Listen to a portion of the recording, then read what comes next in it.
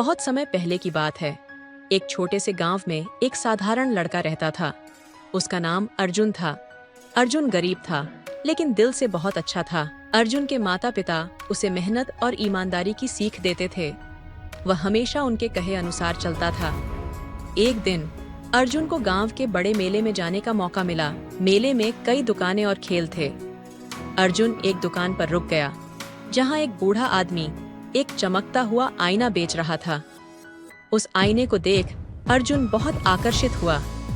बूढ़े आदमी ने कहा, यह कोई साधारण आईना नहीं है, यह जादुई आईना है। अर्जुन ने अपनी सारी बचत निकालकर आईना खरीद लिया। बूढ़े आदमी ने उसे चेतावनी दी, इस आईने का प्रयोग सोच समझकर करना, यह तुम्हारे जीवन को बदल सकता है। अर्जुन ने सिर हिलाया और आईना लेकर घर लौट आया। पहली रात अर्जुन ने सोने से पहले आईने में देखा। उसे अचानक से एक अजीब दृश्य दिखने लगा। उसने देखा कि वह एक राजा बन चुका है और उसके चारों ओर लोग उसे सम्मान दे रहे हैं। अगली सुबह अर्जुन जब उठा तो उसने पाया कि वह वास्तव में एक राजा बन चुका है।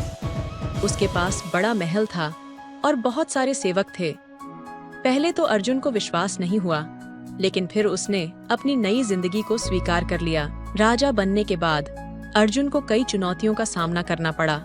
उसे न्याय करना, जनता की समस्याएं सुनना और राज्य को चलाना सीखना पड़ा। लेकिन उसकी ईमानदारी और मेहनत से वह सब कुछ सही तरीके से करने लगा। धीरे धीरे अर्जुन अपनी नई स्थिति में इतना खो गया कि उसने बूढ़े आदमी की चेतावनी को भूलना शुरू कर दिया। एक दिन उसने आईने में देखा और एक नया दृश्य देखा।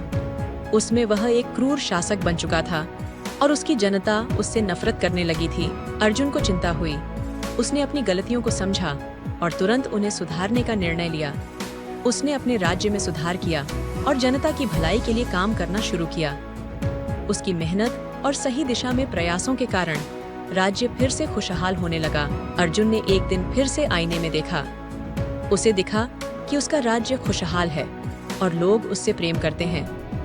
उसने समझा कि आईने की सच्ची शक्ति उसकी मेहनत और ईमानदारी में है, न कि किसी जादू में। इस तरह अर्जुन ने सीख लिया कि किसी भी जादू से ज्यादा महत्व मेहनत, ईमानदारी और सही दिशा में प्रयास का होता है।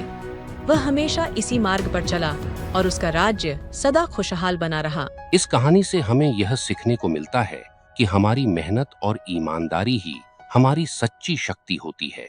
कोई भी जादू या शॉर्टकट हमें सच्ची सफलता नहीं दिला सकता।